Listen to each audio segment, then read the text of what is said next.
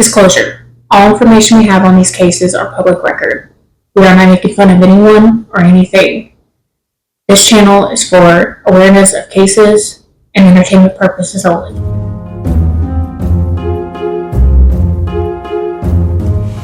Hey y'all, welcome back to our channel.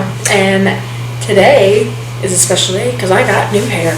She does have new hair. I was going to mention it if she didn't. I didn't know she would mention it. I told him in the last video, so just give it a few and it'll be different. And now it's different. So, anyways, but today's video. It looks so good. She looks like a different person. I am a different person. Who is she? Ooh. Anyways, today's video is sponsored by Renee. And her cake. Sponsored by me. Sponsored by you. And my big mouth.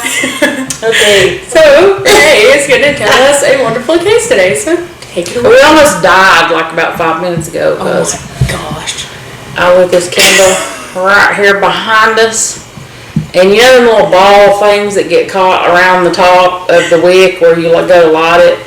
And of course I didn't, wipe them off or whatever. Cut it. And it almost blew up on me. There was like sparks. It was crazy. It's so funny. It was pretty funny. But I'm being dramatic. It was funny. It was scary. The noise made. It was like yeah, like electricity or something. I was like, ah. But anyway. And another thing, I have no makeup on because we had lots of stuff to do this weekend. And I had makeup on for 2 days. And my eyes, I know I've mentioned it before, do not like makeup. They get itchy and watery, and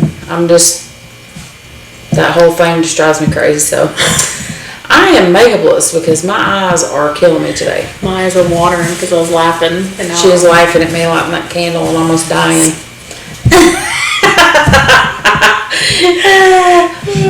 Okay. But anyways, moving along. 2 minutes of absolutely nothing. But it's the best.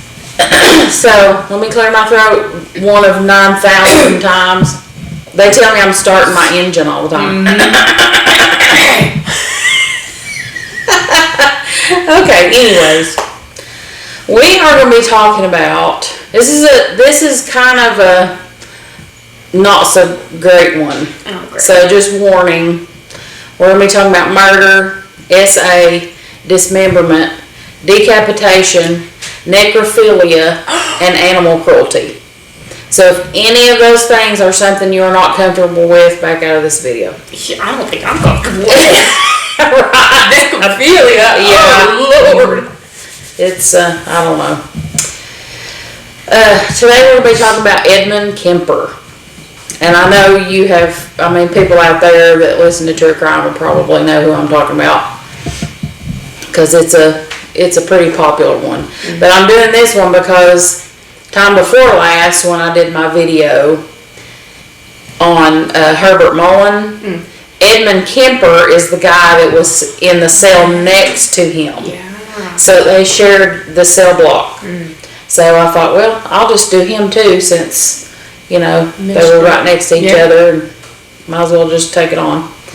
So Edmund Kemper was a serial killer, or is, he's still alive. Is a serial killer who killed 10 people from August 27th, 1964 to April 21st, 1973. And on his victim list were his own grandparents and his mother. So, jeez. Yeah. He's a dirty one. He's a piece of work. Yeah, he is. So, Edmund Emil Kemper III was born in Burbank, California on December 18th, 1948. Edmund was one of 3 children. He was the middle. He had an older sister and a younger sister. His parents were Edmund Kemper Jr. and Clarnell Kemper. His dad was a World War II vet, and after the war, he was an electrician. Clarnell, his mom, always complained about his dad's job, or her husband's job, saying it was a menial job, like it wasn't good enough, like being an electrician was just, I guess, not up to her standards or whatever. She was basically in charge of this entire family. Like, she was overbearing, and, you know, she belittled his dad, or her husband. I mean, she belittled him. And Edmund said he always felt sorry for his dad. Aww. Because his mom just, you know, called him names and, you know, said horrible stuff, and just, I guess, wasn't a very nice person. But his dad said that being in the war was easier than living with Clarnell. Sounds So like it. it's like, I guess it was really bad for him to say, you know, that or whatever. So when Edmund was born, he weighed 13 pounds. That's a big baby. I mean, dang. Big baby. Yeah. By the time he was 4, he was taller than all the other kids his age.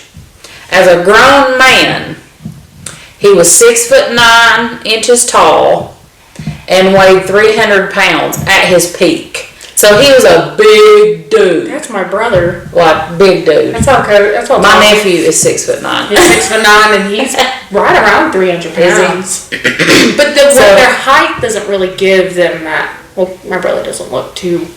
Yeah. No, I mean, being so tall, like, It Yeah. distributes everywhere. I mean, if I was 300 pounds, I'd be like, you know, but anyways, he's a big dude. He was a very antisocial child and had odd behavior. When he was 10, he buried a cat alive. This is a little bit of the animal cruelty thing, so skip ahead a few if you're, you know, you don't want to hear this. Anyways, when he was 10, he buried a cat alive and waited till it died, and then dug it up, decapitated it, and put its head on a stick, just for fun. Funsies. And then he said he enjoyed lying to his family about killing this cat, that he got pleasure out of telling them he didn't do it, you know, and actually had done it. But it was a family pet. Oh, it wasn't just some random No, it was a family pet. Oh, not fluffy. So then, at age 13, he killed another family cat because he said it favored his younger sister. And this cat, he kept pieces of it in his closet. Ew. Mm-mm. Yeah. Mm-mm. So at already 10 to 13 years old, classic signs of serial killer. Like, it always starts with, you know, the animals. It's animals, fire, and something else. There's like a main three type of thing, yeah. But he's totally starting out, you know, with all the little classic things going on. And this, of course, he keeps going, but it's like, he's just weird. So he had dark fantasies and like a morbid imagination. And he would take his sister's dolls and like perform rites on them and remove their heads and their hands. So like, I mean, dude's killing animals and, you know, decapitating the Barbies. And not Barbie and Ken. like, oh my Tracy. gosh. I mean, I don't know if it was Barbies. Yeah. When I hear dolls, that's what I think of, because that's what I played with as a kid, is Barbie doll, you know. Mm-hmm. And strawberry shortcake, because that's her favorite. she's the best. So, he had his sisters tie him up, and they played a game called the electric chair. The girls would pretend to flip a switch, and then he would pretend to be electrocuted. Like, that's the kind of games he wanted to play when he was a kid. Like, that's weird. He played Like, hide who and go plays seek. that? Like, we're out here playing, you know, Red Rover and hide and go seek, and he's like wanting to be electrocuted. Like, that's weird. Anyway, You boo-boo. he said, now remember, this entire thing is his account of everything, because everybody, I mean, I don't know that his sisters have come out and talked about him or anything like that, But, I mean, anybody that could have really said a whole lot about him, especially like his mom, of course, I said in the beginning, she's one of his victims, so, like, a lot of this is from his mouth. So, take it or leave it. I mean, you don't know if it's true. He said that his older sister tried to push him in front of a train, and then she tried to drown him in the deep end of a swimming pool to try to kill him, I guess. I don't know. But I mean, dude, like, you're killing the family cats, you're decapitating the Barbies, you're making your sisters play, you know, electric chair. I don't blame her. Like, she was probably scared. Like, seriously, she's probably like, dude, I gotta get this guy away from me, whether he's my brother or not. Like, there's something wrong with him. We gotta get him out of here. But I mean, who knows if she really did that? We don't know. That's what he said anyway. So, but I kind of don't blame her. Then why, like, if she did try to do that, then why does she not become a victim? I don't know. I have no idea. Sounds like a lie to me, since he likes to lie and get the thrill out of it. I'm sure he does. So Edmund was close to his dad, and he was devastated when his parents got divorced in 1961. Yeah. And he had to go live with his mother. And Edmund and his mom had a total dysfunctional relationship. She began to do the same thing to him that she did to his dad. She would belittle him and humiliate him and abuse him. She was said to be neurotic, domineering, and she was an alcoholic. Dang. So, I mean, it sounds to me like she was just a man-hater. Because they also said that she was very partial to her daughters, that her daughters always thought she was a great mom. Oh, yeah. So, I think she was just a man-hater. And even though she'd had a son, you know, she was going to treat him bad like every other man in the world or whatever. That's what it sounds like to me anyway. That's my opinion. Yeah.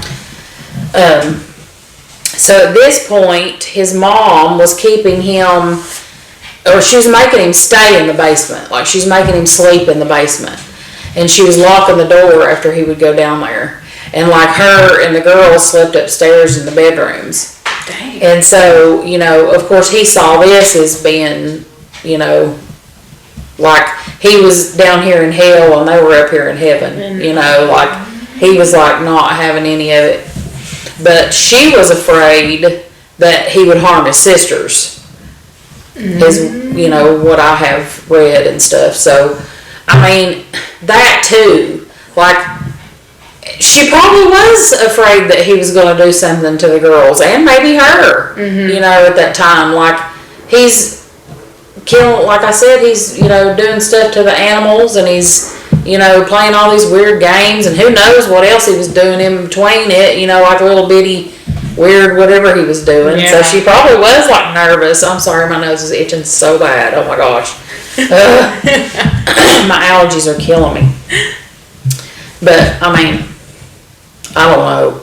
But like you lock your kid in the basement. But my thing is that you're just making it now worse for you for doing that. I mean, I know, but like, what do you do? Yeah. Like, of course now you would contact a doctor, you would go seek medical help. Yeah. You know, but I mean, back then, like, what did you do? Lobotomies. You know, I know, can you believe they actually did lobotomies? We were talking about that last night. I was like, what in the world? Well, it was up the nose, right? Or was it? Oh, I thought it was in your eye. Was it right through in your eye? I can't remember which way. I think it was in your eye. Both. Yeah. I bet you back then. What year was this around? He was, what I say he was born in? I gotta look back at my notes because my brain don't hold stuff. Well, he was killing from 64 to 73, so this was 50s. So yeah, I guess they were still doing. And this was in the 50s. Like when they got put in the insane asylums back there in the days. I mean, it's not like how it is now. You know, nowadays they're, you know, coloring paper or like doing puzzles and playing games and stuff or whatever. But back then, I mean, it was rough. what they were doing. So, Yeah, I don't but know. it's like the mother is how she is and everything. She probably don't care. She's probably just like, get down there, I'll lock the door, who gives a crap? Yeah. You know, if she was the way he made him out to be. But the way he ends up doing the things he does makes me think that she was a man hater. Yeah. You know, so, and, you know, like, belittled him and his dad and everything. So Why should I just send him to live with the dad? I mean, there's so many other options she could have done, but it's like, I don't know. I don't know why he. I mean, I'm not giving the guy like credit, being like, hey, you did this because of that, Right. or whatever.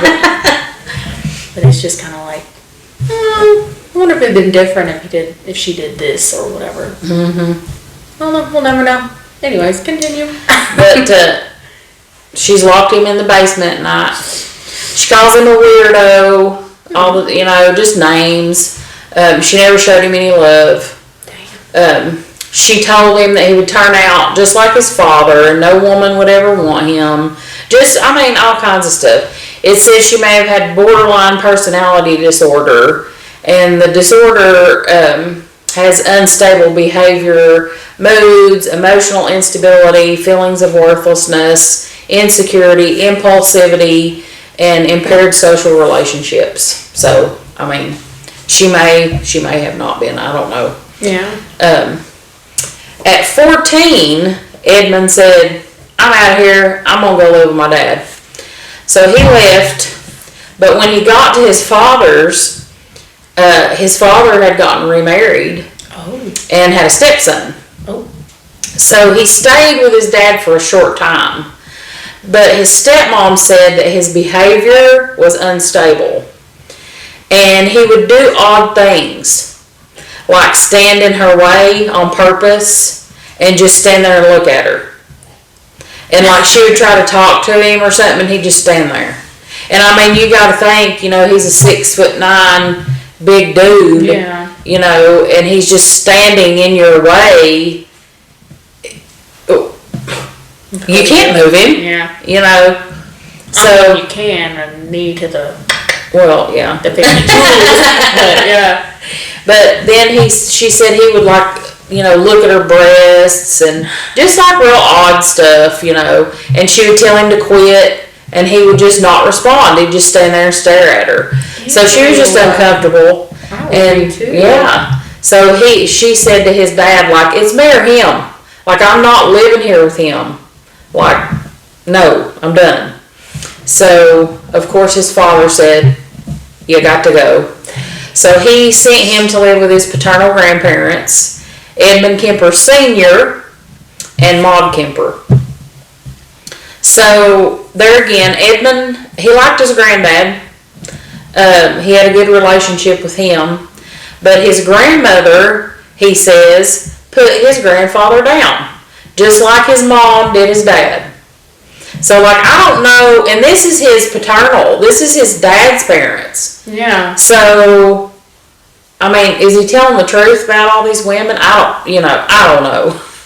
But he said that she put him down, just like, you know, his mom did his dad. Yeah.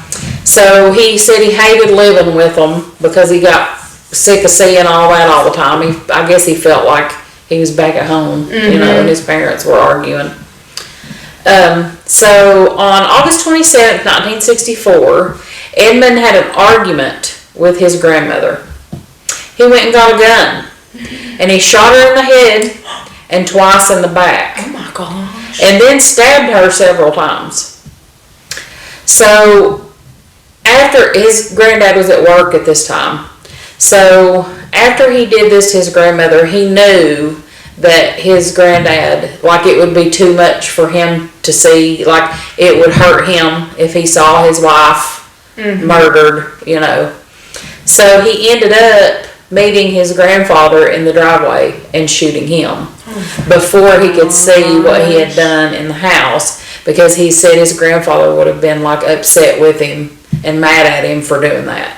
But he also said that he liked his granddad, so he wanted to save him the heartbreak of seeing what he had done to his grandmother.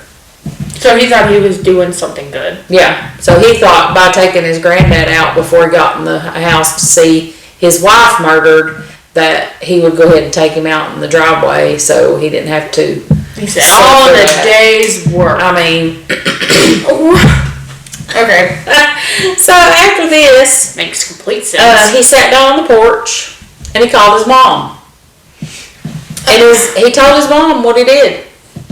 And his mom said, call the police, sit there, don't move, wait till they get there. Mm-hmm. And that's exactly what he did. He called the police, told them what had happened, and he sat and waited.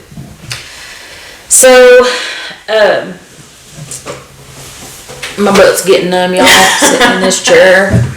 I've been in the chair for a minute because I was doing notes this morning, and I'm like, oh my gosh, this chair. So, he told the police what he did, and he told them also that he just wanted to see what it felt like to kill his grandma. And then he said he killed his granddad because he knew he would have been upset and mad at him. He told the police that. That's so stupid. There's nothing. And at this point, he's only 15. It's like, he's 15 years old and doing this. It's like, some people are like, I just wanted to try drugs and see how it would be. And then, sometimes you can just stop and whatever, but once you become a murderer, you're a murderer for life. I mean, I don't know. Weird dude. He was diagnosed with paranoid schizophrenia, and his crimes were deemed incomprehensible for a 15-year-old to commit. So he was sent to, and I'm sorry again if I can't pronounce this stuff, the Atarasito State Hospital. It's a maximum security facility for mentally ill convicts in California. The doctors there ran tests and evaluated him, and they agreed with the paranoid schizophrenia diagnosis. They also said that he was very intelligent, and they did an IQ test on him, and he had an IQ of 136. Now, the normal person has an IQ of between 85 and 115. Wow. So he was highly intelligent. Dang. And he was re-diagnosed with personality trait disturbance. Passive-aggressive type is what they called it. So this is described as being stubborn, inefficient, procrastination, and suppression of expressions. I'd say maybe that's a little bit like me, but my expressions, I show. So that makes more sense to me because he doesn't sound like, the one I did week before last on Herbert Mullen, like he was a paranoid schizophrenic, and everything he did was definitely, from that schizophrenia. Hearing voices. Edmund Kemper, I don't think that he was a schizophrenic. Yeah. Because everything he's doing, he's having normal thoughts about it. He's like killing his grandma, but because he's mad at her, but then he's saying he's got to kill his granddad outside because he don't want him to be upset when he's like he knows exactly what he's doing. There's no voices, there's no seeing things. Yeah. Like, yeah. So this diagnosis makes more sense to me. Yeah. They said Edmund was a model inmate. He was trained to do psychiatric tests on other inmates. Oh. And they said he was a hard worker and took his work very seriously. They said he was not a typical, I can't talk today, a typical psychopath.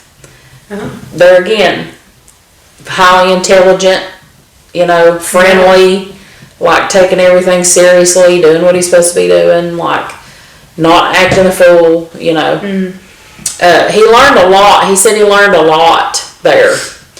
And with what he learned, he said he was able to manipulate his doctors. So he is smart enough to take everything he's learning and twist it and make himself look better to his doctors, answer the questions right, do everything right. So he seems like he is totally, rehabilitated and Ready for the world. Again, you know. So they're saying, oh, he was friendly, oh, he did his job, oh, he did. Well, that's why.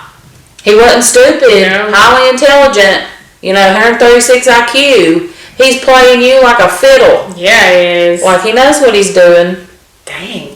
So on December 18th, 1969, his 21st birthday, he was released into the care of his mother.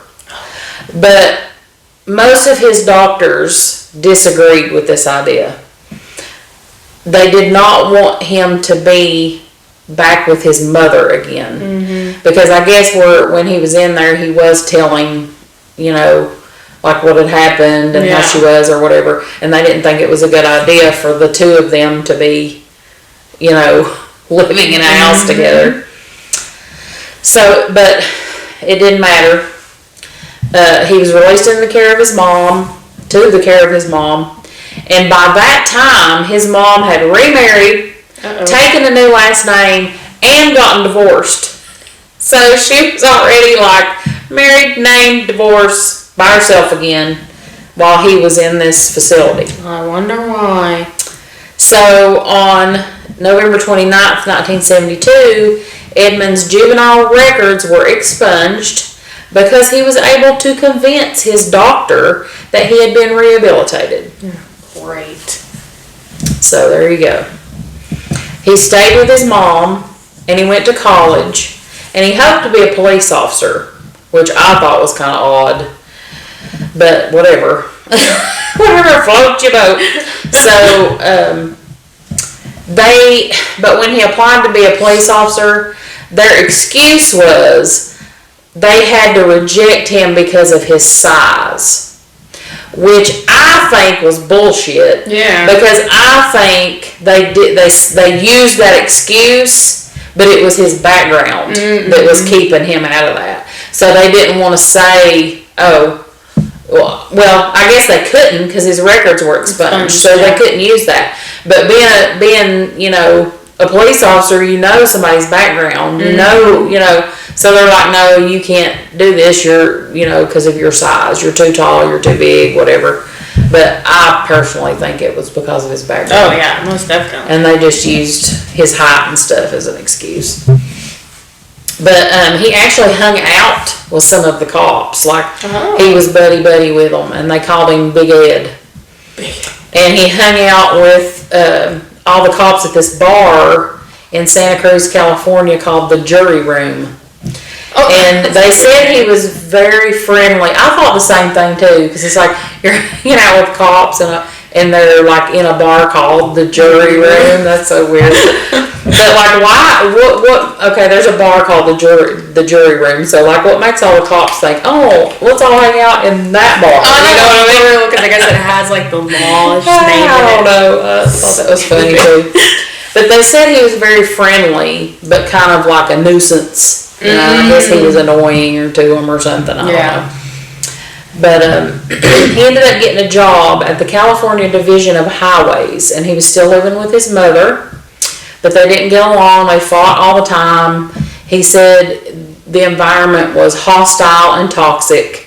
The neighbors said they heard them fighting all the time. And he had money trouble, so he was in and out of his mom's house. So like if he got a little bit of money, he'd try to move out because he didn't want to be there. And then of course he needed money, and then he'd move back in because he had to. So he was back and forth a lot. Yeah. And during this time, he was hit by a car while riding his motorcycle. And he was injured and received a settlement of $15,000. And today, that would be around $105,000. Wow. But he bought a car with that money. It was a 1969 Ford Galaxy. So now, I mean, yes, he had a motorcycle, but what are you going to do with a motorcycle? Nothing. You're out in the open, like you ain't going to be able to. I mean, yeah, you can give somebody a ride, but one person. You're out in the open, you know. So now that he had a way to drive around and check things out, he started noticing that a lot of girls were hitchhiking. And of course, this is the 60s and early 70s, you know, people hitchhiking. Yep. I mean, I don't understand why you would ever hitchhike, but you know. Never will. I don't care. I mean, doing this, like researching cases and, you know, being like in the true crime world and, you know, watching true crime, like that's one of the things you're like, no, because you hear about that all the time. Like people got, you know, picked up and like, no. I think there was like a hitchhike killer. There was. Yeah. Hitchhiking is a no-no, y'all. I ain't doing that. I ain't getting somebody's stranger's car. No hitchhiking. So he noticed all these girls hitchhiking and he started getting ideas. So he started putting plastic bags, knives, blankets, handcuffs like in his car. And he started out by just picking up girls and giving them rides and letting them go. I guess just to see how, you know, things went. Just putting his toe in the water. He's just testing the water temperature. Yeah. So he said he did this around 150 times. Dang. Before he got what he called little zapples. And he blamed the girls for hitchhiking and flaunting in his face that they could do whatever they wanted. So he's over here like, these bitches out here standing on the side of the road, you know, thumbing for rides and, you know, being all cute and acting like they own the joint and can do whatever they want. You know, like he's not having it. So stupid. But after dipping his toe in the water, he said his little zapples of feelings became homicidal and sexual. And, okay, this is where the murders and things begin. And I'm going to tell you what he did to these girls one time. Because I'm not going to repeat this over and over and over for my sake and for yours. Like, I do not want to say this more than one time. Like, I'm just not. So, I will say what he did in this one section. If you're not comfortable with it, you can skip ahead. But in every victim section, I will just say, you know, like his unspeakable things instead of actually saying this over again, because let's just not go there. So I'm going to try to say it as nice as I possibly can too, because you know how YouTube is about certain things you say. So his little zapples became homicidal and sexual. And between 1972, May of 1972 and April of 1973, he killed 8 women. Oh. He would pick up female students that were hitchhiking. He would take them to isolated places where he would either shoot or all of the above at once. Shoot, smother, stab, or strangle them. He would take the bodies back to his home. He would SA the bodies, decapitate the bodies, and SA the heads. He would dismember them, put the parts in bags, and then discard of their parts in different areas. And sometimes he would keep the parts for a while before he got rid of them for his own SA use. What the? So that's the only time that I'm going to describe that entire thing. So when I say his horrible acts or his unspeakable acts, that is what I'm talking about. Golly. So his mother worked at Fresno State University, and he would ask her to set him up on dates. And of course she would tell him no, that you're just like your father, you don't deserve to get to know anyone. So, I mean, you know. On May 7th, 1972, Edmund saw Mary, and like I said again, if I pronounce their names wrong, I'm so sorry. He saw Mary Pisu, she was 18, and Anita Lucchesa, she was 18. And they were hitchhiking, and he stopped and offered them a ride. They were going from Fresno State University to Stanford University. And after an hour of driving, he pulled over in a wooded area, and he handcuffed Mary and locked Anita in the trunk. He strangled and stabbed the girls to death. He put both bodies in the trunk and was headed home and was pulled over for having a tail light out with those two girls in his trunk. And the officer noticed nothing. He never opened the trunk. Whoa. He never asked him. He just told him he had a tail light out, and Edmund said he'd fix it, and off they went. Holy cow. I mean, this whole thing could have been stopped right there. Yep. And he never opened the trunk. So Edmund got the bodies home, and he did his unspeakable acts and discarded of them. In August of 1972, Mary's skull was found in the Loma Prieta Mountains, but the rest was never found, and neither was Anita. Wow. On September 14th, 1972, Edmund picked up Aiko Koo. She was 15. Aww. She was hitchhiking to a dance class. So this girl, she was a high school student. She wasn't even a college student. Yeah. She was just wanting to go to her dance class. He offered her a ride. He pulled into a remote area and strangled her. He put her body in the trunk, and then he went to a bar for some drinks. And he said while he was in the bar, he thought about her being in the trunk and went out there and opened the trunk and looked at his trophy, shut the trunk, and went back into the bar. What the?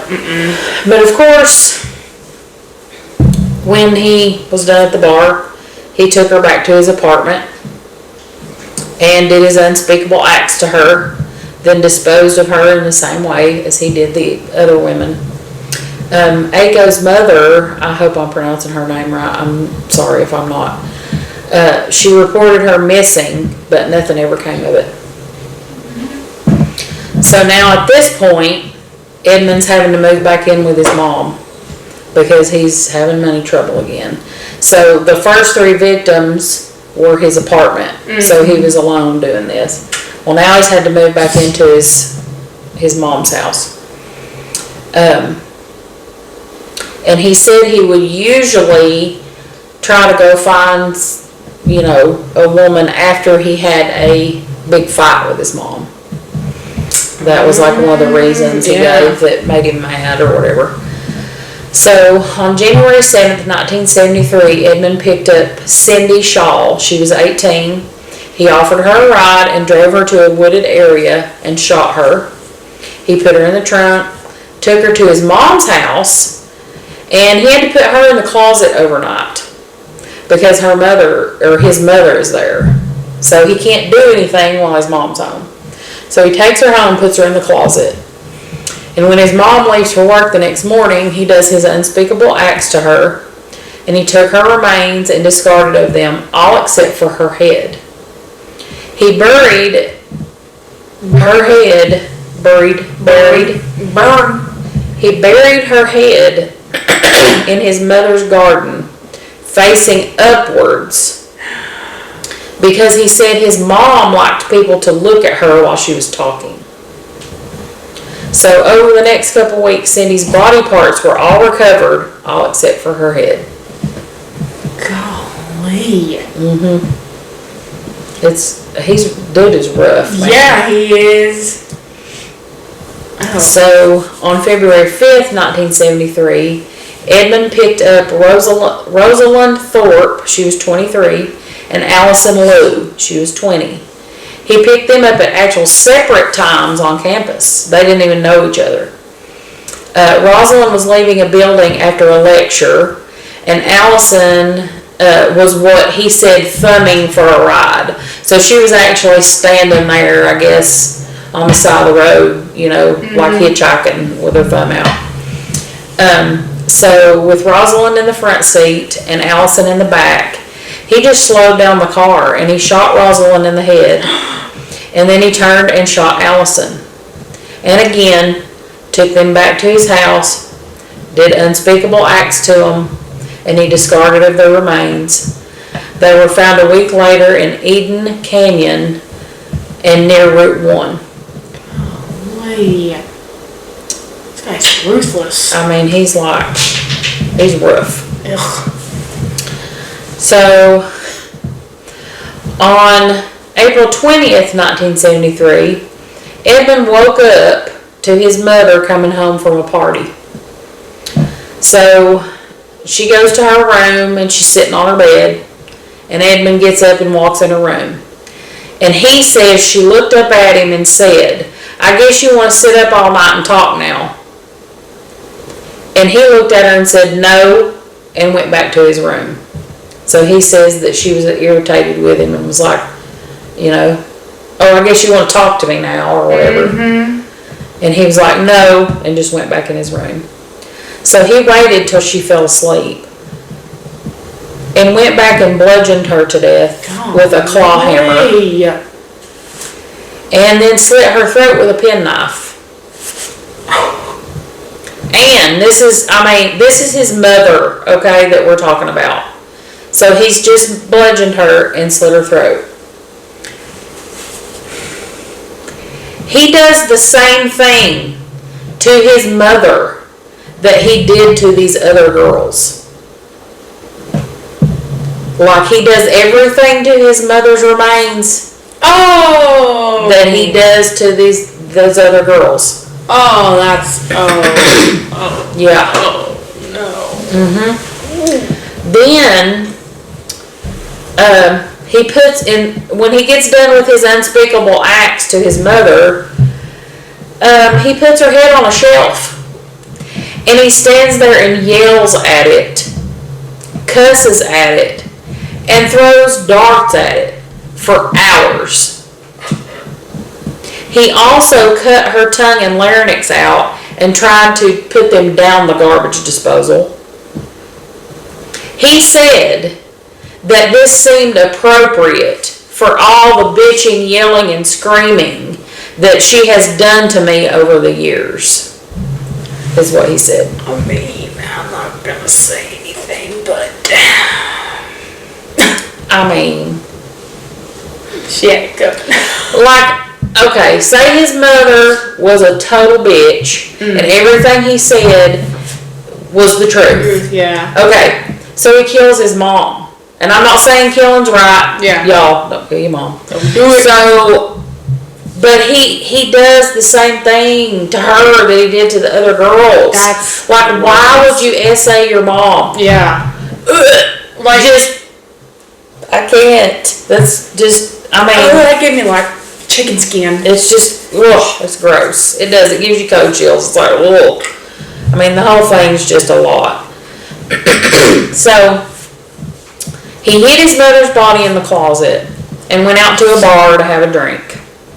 And while he's at this bar, he calls his mom's friend, Sarah Taylor, over for dinner. Now, I never understood what the point of this was. I don't know if he thought maybe Sarah would be the one that noticed she was not around. That's the only thing I can come up with. I mean, like, my opinion. Yeah. Because why would you just call up your mom's friend? Yeah, like I would never do that. And invite somebody over to dinner, or like, that's weird, but he did.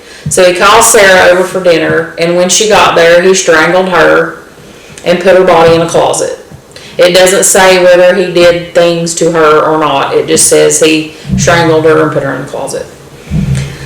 So, like I said, I guess that he thought that maybe she would be the one to notice his mom not being there or something. And that's why he did it. But, I mean, that one makes no sense to me, but that, I can't. Yeah, that's just weird and strange that he would just... Like, yeah, that one... Yeah. I don't even think he probably knew what he was doing with that one either. I don't know. It's just, ugh. But after this, This is where he has like a mind break, I guess you could call it, if this is true. But after this, he drove to Pueblo, Colorado, and he said he believed he was the target of a manhunt. And he had 3 guns and like lots of ammunition with him in the car.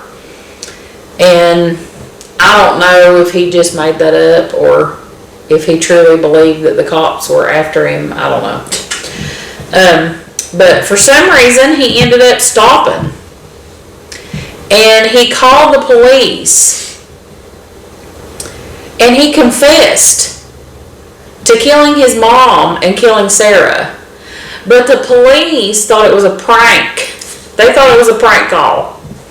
Because, I mean, evidently, I guess nobody discovered that they were, nobody found them in the house. But they thought it was a prank. So they didn't pay any attention to it. Okay, bye. Yeah. So after a couple hours, he calls back. But this time he asked to speak to an officer that he knew. Because, of course, he's hanging out with them in the bar. Yeah. So he wants to speak to somebody he knows. So he gets on the phone with this officer he knows. He confesses to killing his mom and Sarah.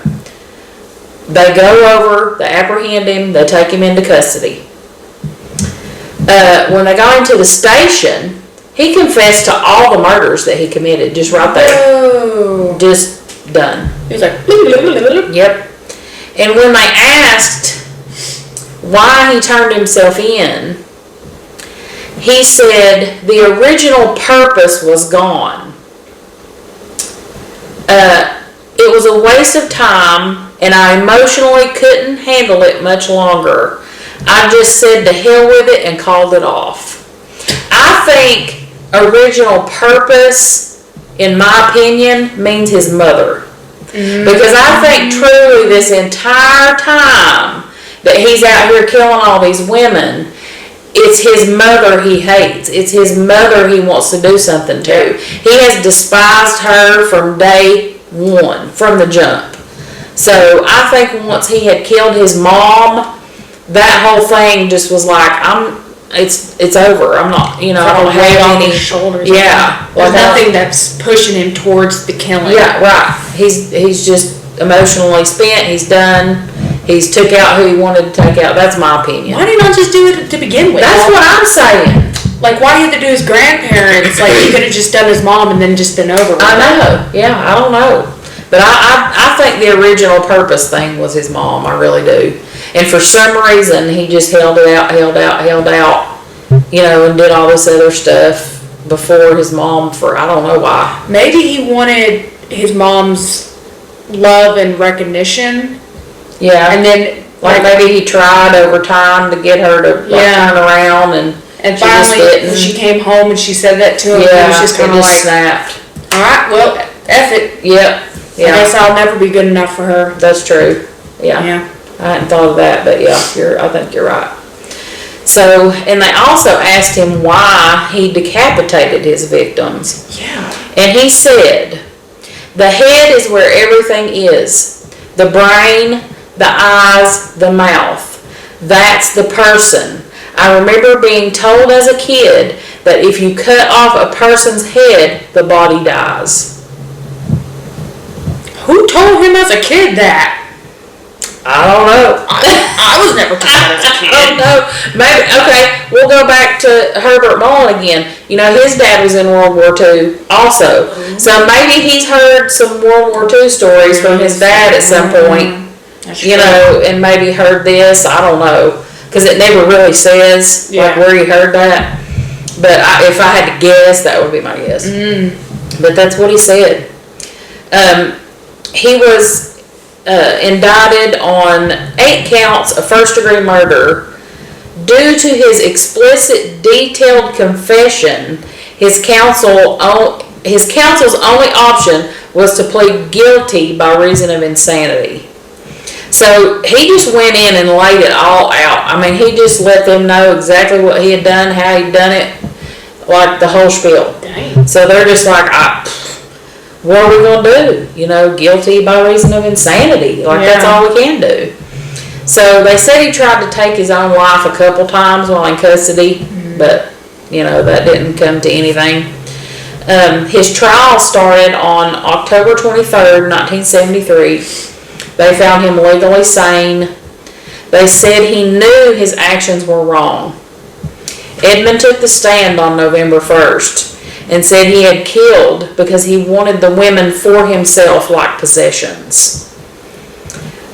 He also said that 2 people inhabited his body, and when the killer took over, it was like he blacked out.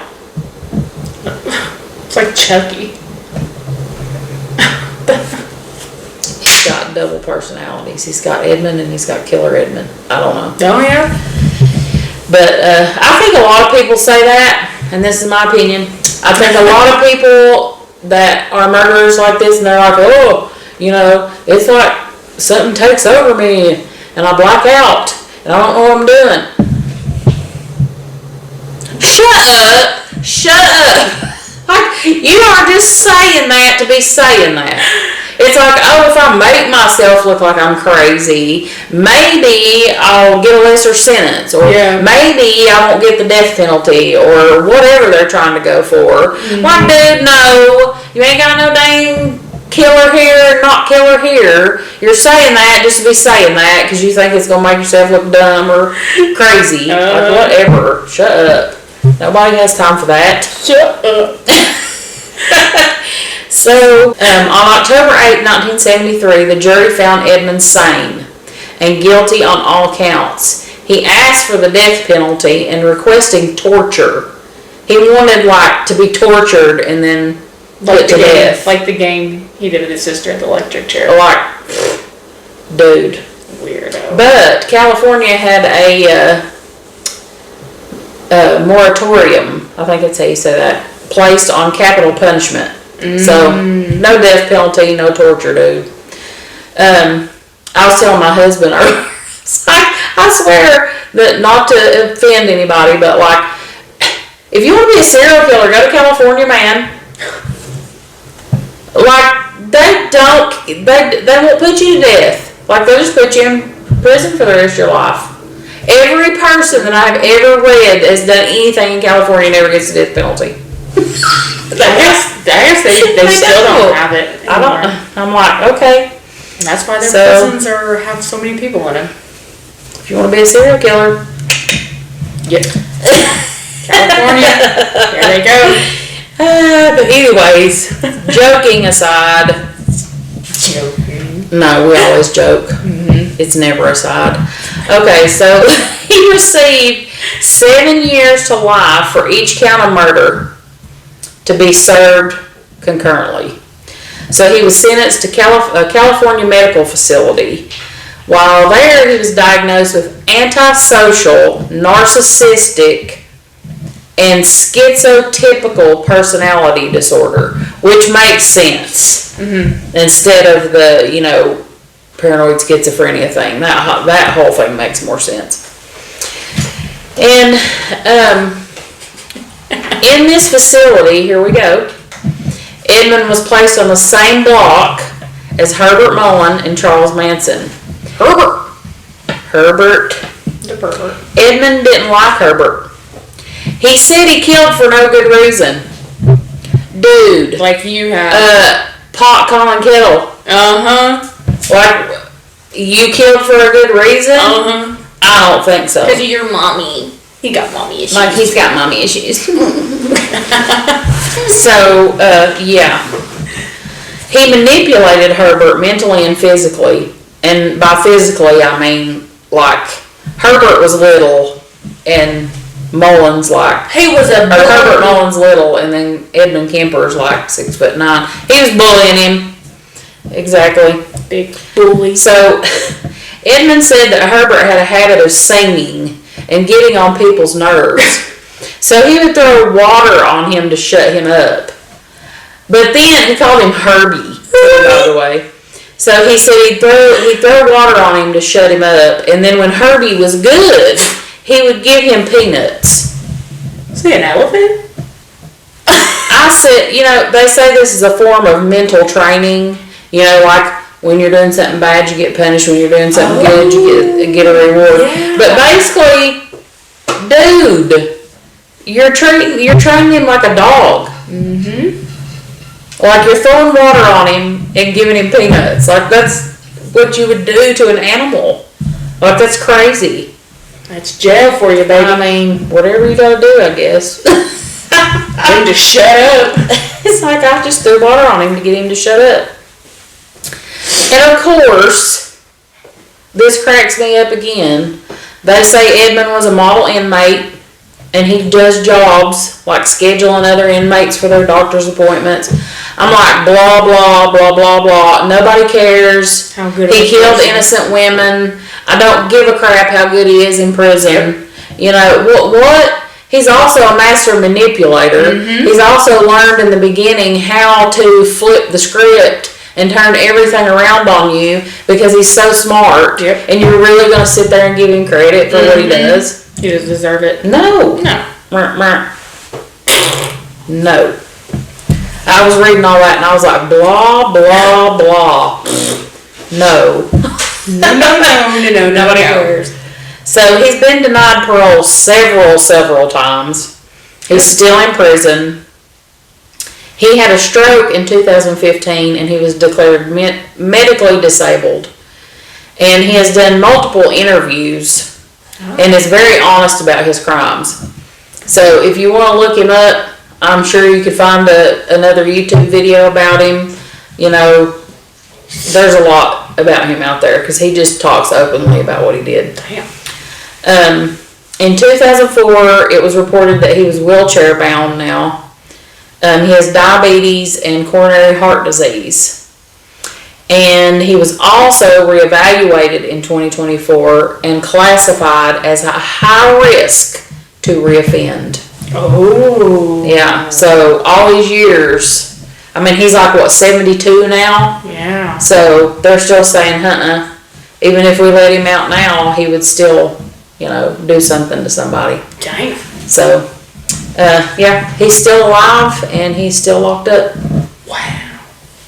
So that was the story of Edmund Kemper and his sick ass. I've heard his name before. I never really knew about everything. That's what he did. Dang. That's what he did. Oh, sick son of a gun. Yeah, he's rough. Yeah, that was He's a roughie. one. Sorry, that is too rough for y'all, I know. but shoo. That's what happens when you get into the true crime era and stuff. Right. I mean, it is what it is. If you like it, you're listening to it. 'Cause I do. I love it. I guess I'm sick. Sicky, just a little. Just a little bit. Wow. Yeah. I just can't get over what he did to his mom. Oh, I know. I mean, not that what he did to any of the other girls is good. Like, I'm not, you know, everything he did was awful. But it was like, But, dude, your mom, mother? that's nasty. That's like really bad, gross. And now you see why I was like, okay, I'm going to say this one time. One time only. And then You when get I'm the not gonna idea say- and yeah. everything else. Exactly. That was gross. I was not going to repeat myself over and over and over again. So, Oh, Lord. anyways, that was the story of Edmund Kemper. And we appreciate you hanging on with us for this long because this is a little bit longer than normal, but Yeah. it was a lot. It was a lot of information. Like, subscribe, you know, comment, let us know what you think. If we can do better or whatever. Oh yeah, what you think about new hair over here? I feel like a brand new woman. You look like a new woman. You look different. You still look so different. Anyways. Give her a moment over here with her hair. My eyeballs watering. I got a tear coming down. But yeah, thanks for hanging with us, and we Yes. will see you on our next case. Bye bye.